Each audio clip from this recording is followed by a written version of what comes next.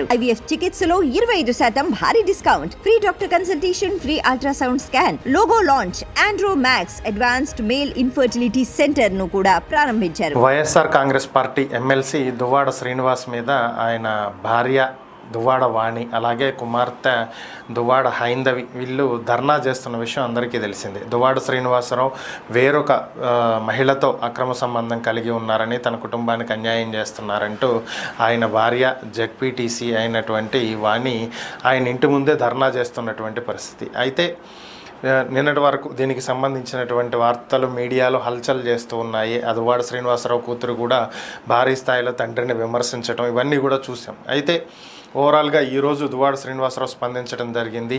లీగల్గా తన భార్యకు విడాకులు ఇస్తున్నట్లుగా ఆయన ప్రకటించడంతో పాటు టెక్కలి పోలీస్ స్టేషన్లో ఆయన తన భార్య మీద ఫిర్యాదు కూడా చేశారు. రిటర్న్ కంప్లైంట్ ఇవ్వటం జరిగింది. తన ఇంటి వద్దకు వచ్చి దువ్వాడ వాణి, ఆమె కుమార్తె దువ్వాడ హైందవి అలాగే దువ్వాడ వాణి అనుచరులు తన ఇంటి గేటుని బద్దలు కొట్టి తన మీద హత్యాయత్నం చేశారు అని చెప్పి ఆయన కంప్లైంట్ ఇవ్వడం జరిగింది. అంటే అటెంప్ట్ టు మర్డర్, దువ్వాడ శ్రీనివాసరావుని ఆయన భార్యే హత్యాయత్నం చేశారు అని తన అనుచరులతోటి వచ్చి అని చెప్పి ఆయన కంప్లైంట్ ఇవ్వడం జరిగింది. మరి దీన్ని నెక్స్ట్ ఎలా వెళ్ళబోతుంది అనేది తెలియాలి.